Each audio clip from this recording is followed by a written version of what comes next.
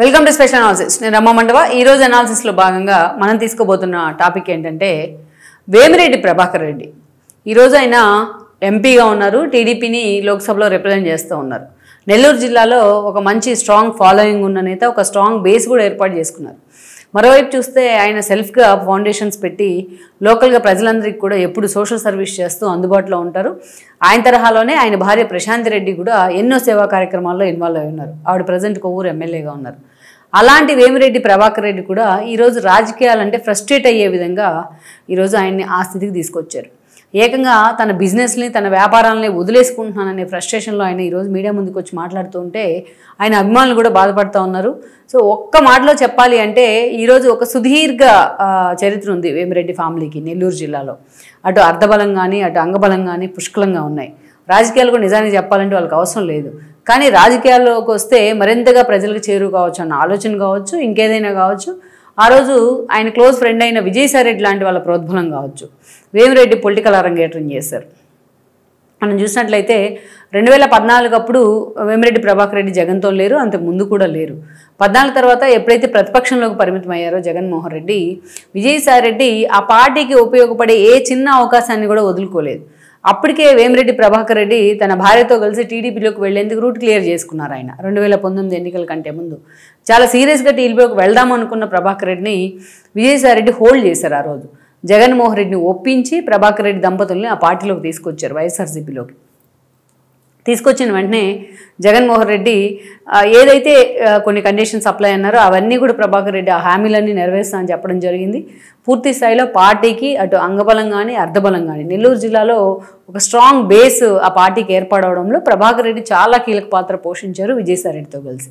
So అనుకున్న విధంగానే జగన్మోహన్ రెడ్డి ఆయనకి రాజ్యసభ ఇవ్వడం జరిగింది. అప్పటి నుంచి వైఎస్ఆర్సీపీ తరఫున రాజ్యసభను రిప్రజెంట్ చేశారు ఆయన. ఇక 2019 నుంచి కూడా ఆయన వైఎస్ఆర్సీపీలో రాజ్యసభ సభ్యుడిగా ఉన్నారు. 19లో ఆ రోజు వైఎస్ఆర్సీపీకి నెల్లూరు జిల్లా మొత్తం క్లీన్ స్వీప్ చేసిందంటే ఆ పార్టీ నేతలు ఇండివిజువాలిటీనే కాదు, ఆ అభ్యర్థుల ఇండివిజువాలిటీనే కాదు, కేవలం జగన్ చరిష్మానే కాదు, వేమిరెడ్డి లాంటి వాళ్ళు అందించిన తోడ్పాటు కూడా ఎంతో ఉంది. అలా విజయసాయి రెడ్డి వేమిరెడ్డి విషయంలో వేసిన స్కెచ్ నిజంగానే వర్కౌట్ అయింది. ఆ పార్టీకి ప్లస్ పాయింట్ కూడా అయింది. అన్ని రకాలుగా ఆ పార్టీకి నిలబడ్డారు ఆయన, అన్ని రకాలుగా పార్టీని ఆదుకున్నారు వేమిరెడ్డి ప్రభాకర్ రెడ్డి. సో అలాంటి ప్రభాకర్ రెడ్డికి మొన్నటి 24 ఎన్నికల కంటే ముందు ఒక సఫకేషన్ స్టార్ట్ అయింది ఆ పార్టీలో. అప్పటికే విజయసాయి రెడ్డికి ఒక సఫకేషన్ స్టార్ట్ అయింది. విజయసాయి రెడ్డికి ఎప్పుడైతే ఉత్తరాంధ్ర బాధ్యతలు ఇచ్చారో పార్టీ అధికారంలోకి వచ్చిన తర్వాత సజ్జల వర్గం ఆయన్ని క్రమక్రమంగా జగన్మోహన్ రెడ్డికి దూరం చేస్తూ వచ్చింది. సలహాదారుగా సజ్జలను నియమించడంలో, విజయసాయి రెడ్డిని దూరం చేయడంలో భారతీయ పాత్ర ఉందనేది అందరికీ తెలుసు.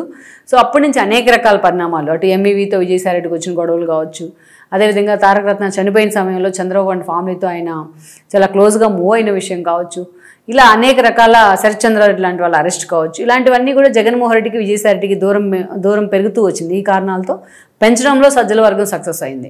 అయితే ఇలాంటి సందర్భంలోనే అటు వేమిరెడ్డి లాంటి వాళ్ళు కూడా సఫకేషన్ ఫీల్ అవుతూ వచ్చారు ఆ పార్టీలో, జిల్లాలో. ఎందుకంటే తన భార్య ప్రశాంతి రెడ్డికి 2024 ఎన్నికల్లో సిటీ టికెట్ కావాలని వేమిరెడ్డి కోరడం జరిగింది. అయితే ఈ విషయాన్ని విజయసాయి రెడ్డి జగన్మోహన్ రెడ్డికి తీసుకెళ్ళినా జగన్మోహన్ రెడ్డి పట్టించుకోలేదు. వేమిరెడ్డి పార్టీ నుంచి వెళ్ళిపోతారని ఆయన అలక పుణ్యాడనే ప్రచారం జరిగినా జగన్మోహన్ రెడ్డి లైట్ తీసుకున్నారు. ఆఖరికి అటు పార్లమెంట్లో ఢిల్లీలో జగన్మోహన్ రెడ్డి కనిపించినా పక్కకు వెళ్ళిపోయిన పరిస్థితి జగన్మోహన్ రెడ్డి. ఇలాంటి అవమానాలు తనకు ఎందుకు అనుకున్నారో, నిజంగా టీడీపీ నుంచి ఆఫర్ ఉందో కానీ ఆ రోజు వేమిరెడ్డి ప్రభాకర్ రెడ్డి టీడీపీలోకి వెళ్ళడం జరిగింది 2024 ఎన్నికల కంటే ముందు. ఆయనకు ఆ రోజు వెళ్ళడంతోనే TDP Nellore MP ticket announce చేసింది. అదేవిధంగా ఆయన భార్య ప్రశాంత్ రెడ్డి సిటీ టికెట్ కోరినప్పటికీ కూడా సిటీ టికెట్ కాకుండా ఆమెకి కొవ్వూరు టికెట్ కేటాయించింది. చంద్రబాబు నాయుడు ఆ టికెట్ ఇవ్వడం జరిగింది. సో మొన్నటి ఎన్నికల్లో ఆయన ఎంపీగా గెలిచారు, అండ్ దెన్ ఆవిడ కూడా ఎమ్మెల్యేగా కొవ్వూరు నుంచి గెలిచారు. అయితే అక్కడ వేమిరెడ్డి ప్రభాకర్ రెడ్డి మాత్రం అక్కడ విజయసాయి రెడ్డి నిలబెట్టారు జగన్మోహన్ రెడ్డి. అక్కడ అభ్యర్థులు ఎవరూ దొరకలేదు జగన్మోహన్ రెడ్డికి. లాస్ట్ మినిట్లో విజయసాయి రెడ్డికి వేమిరెడ్డి మీద పాపం తన సన్నిహితుడి మీదే బలవంత పెళ్లి చేసే ప్రయత్నం చేశారు జగన్మోహన్ రెడ్డి. విజయసాయి రెడ్డి అక్కడ డిపాజిట్ కూడా దక్కించుకోలేకపోయారు. వేమిరెడ్డి ప్రభాకర్ రెడ్డి భారీ మెజారిటీతో గెలవడం జరిగింది. ఇక ఆమెకి ఏదైతే ప్రశాంత్ రెడ్డికి ఆమె చేస్తున్న లోకల్గా చేస్తున్న సర్వీసెస్ కావచ్చు, సేవలు కావచ్చు, ప్రశాంత్ రెడ్డికి ఏదైతే చంద్రబాబు నాయుడు టీటీడీ బోర్డు మెంబర్గా కూడా అవకాశం ఇచ్చున్నారు. ఇక ఇలాంటి సందర్భంలో ఇక వాళ్ళు పదే పదే టార్గెట్ అవుతూ వస్తున్నారు ఆ భార్యాభర్తలు ఇద్దరు కూడా. ఎన్నికల సమయంలో కూడా ఏదైతే తన మీద గెలిచిందన్న అక్కస్ కావచ్చు, లేకుంటే తాను అక్కడే ఉంటే తనకి పొలిటికల్ ఎగ్జిస్టెన్స్ ఉండకపోవచ్చు అనే ఒక భయం కావచ్చు కొవ్వూరు మాజీ ఎమ్మెల్యే ప్రసన్న కుమార్ రెడ్డిని విపరీత ధోరణిలో మాట్లాడించేలా చేశాయి. దానిలో భాగంగానే ఎన్నికలప్పుడు కూడా ఆవిడని అలాగే వ్యక్తిగతంగా టార్గెట్ చేశారు. ఇటీవలే ఒక 20 రోజులకు ముందు కూడా ఆవిడ అంతే చాలా దారుణాతి దారుణంగా తన ఇంట్లో ఉన్న ఆడపిల్లలు కూడా అసహించుకునేలాగా ప్రసన్న కుమార్ రెడ్డి కమెంట్స్ చేయడం జరిగింది. ఆల్రెడీ ఆయన మీద కేసు ఫైల్ అయింది. మొత్తం నెల్లూరు జిల్లా ప్రజలంతా ఒకవైపు, ప్రసన్న కుమార్ రెడ్డి ఒకవైపు అన్న పరిస్థితి వచ్చింది మొన్న ఆయన కమెంట్స్ చేసిన తర్వాత. సో మొత్తం అటు భువనేశ్వర్ దగ్గర నుంచి పురంధేశ్వర్ దాకా, లోకేష్ దగ్గర నుంచి పవన్ కళ్యాణ్ దాకా అందరూ ప్రశాంత్ రెడ్డికి అండగా నిలబడ్డారు, మద్దతు కూడా ఇచ్చారు. మహిళా కమిషన్ కూడా సీరియస్ అయింది ఆయన మీద.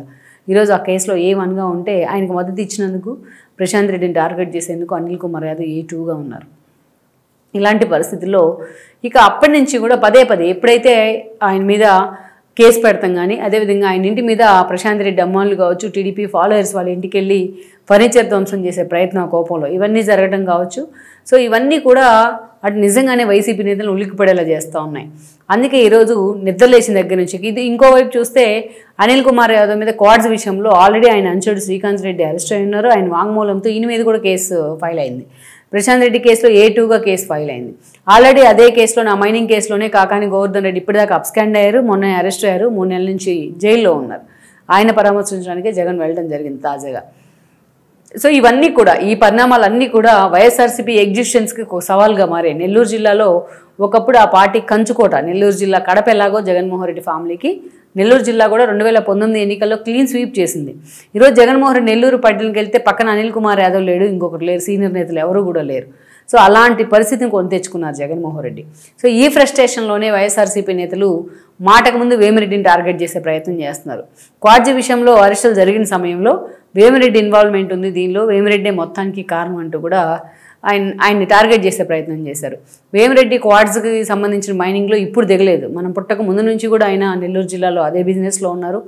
ఎక్కడా కూడా వేమిరెడ్డి ప్రభాకర్ రెడ్డి మీద ఇంతవరకు ఒక ఆరోపణ రాలేదు ఆ బిజినెస్కి సంబంధించి. అంతేకాదు ఆయన వైఎస్ఆర్సీపీలో రాజ్యసభ సభ్యుడిగా 5 ఏళ్ల పాటున ఎక్కడ టీడీపీ వైపు నుంచి కూడా ఒక విమర్శ రాలేదు. ఆయనకు వైఎస్ఆర్సీపీకి 2019 ఎన్నికల్లో అంగబలం అర్ధబలం పుష్కలంగా ఇచ్చినా ఎక్కడా వేమిరెడ్డికి సంబంధించి అలాంటి విమర్శలు రాలేదు. ఇప్పుడు ఆయన టార్గెట్ చేశాక, ఎందుకంటే ఆయన కనుక వైఎస్ఆర్సీపీ టీడీపీలో ఉంటే వైఎస్ఆర్సీపీకి రేపు ఎన్నికల్లో నిజంగానే ఎగ్జిస్టెన్స్ ప్రాబ్లం వస్తుంది. ఆ స్థాయిలో నిలబడతారు ఆయన తను నమ్మిన పార్టీ కోసం. ఇక ప్రసన్న కుమార్ రెడ్డి లాంటి ఇష్యూలో ప్రశాంత్ రెడ్డికి 1 సైడ్ అప్లాజ్ జాతీయ స్థాయిలో వచ్చిందనేది అందరికీ తెలిసే. అందుకే ఈరోజు వేమిరెడ్డి ప్రభాకర్ రెడ్డి దంపతులు ఇద్దరు కూడా సాఫ్ట్ టార్గెట్ అవుతున్నారు. ఆయన ఈ ఫ్రస్ట్రేషన్ తీసుకోలేక ఈ రోజున బయటకు వచ్చి నేను క్వాడ్స్ బిజినెస్ని ఆపేస్తున్నాను అంటూ కూడా పాపం మీడియా ముందు మాట్లాడుతున్న పరిస్థితుంది. అలాంటి ఒక నీతి నిజాయితీ ఉన్న నేతను కూడా ఈరోజు రాజకీయాల్లో ఒక విషం పోసే ప్రయత్నం చేస్తూ అలాంటి నేతను కూడా రాజకీయాలు వదులుకునేలాగా చేస్తున్నారు. ఇంకెవరన్నా రావాలి రాజకీయాల్లో కంటే వాళ్ళని చూసి, అలాంటి వాళ్ళని చూసి ఇన్స్పైర్ అయ్యి రాజకీయాలంటే ఒక అసహ్యం ముట్టేలాగా వైఎస్ఆర్సీపీ ధోరణి ఉంటుందని అనుకోవచ్చు. అందుకే ఆ విపరీత ధోరణి తీసుకోలేకే ఆయన నేను ఆ బిజినెస్ వదిలేస్తున్నానంటూ కూడా బయటకు వచ్చి ఎమోషనల్ అయిన పరిస్థితి అయితే మనకు కనిపిస్తోంది. మొత్తానికైతే మాత్రం వేమిరెడ్డి ప్రభాకర్ రెడ్డి విషయం అనేది ఒక లైవ్ ఎగ్జాంపుల్. ఇప్పుడు రాజకీయాల్లోకి రావాలనుకున్న వాళ్ళకి, వైఎస్ఆర్సీపీకి మద్దతు ఇస్తున్న వాళ్ళకి కూడా కళ్ళు తెరుచుకోవాల్సిన ఒక సందర్భం ఇది.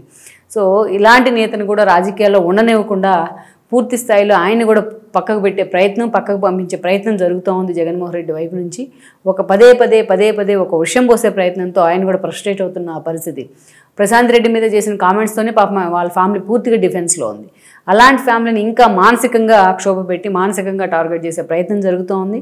మరి వీటికి ఎప్పటికైనా జగన్మోహన్ రెడ్డి ఇలాంటి వాటికి స్వయంగా చెక్ పెట్టకపోతే సో ఆయనకు కూడా రేపు ఇలాంటి పరిస్థితి వస్తుందంటంలో కూడా ఆశ్చర్యం లేదు.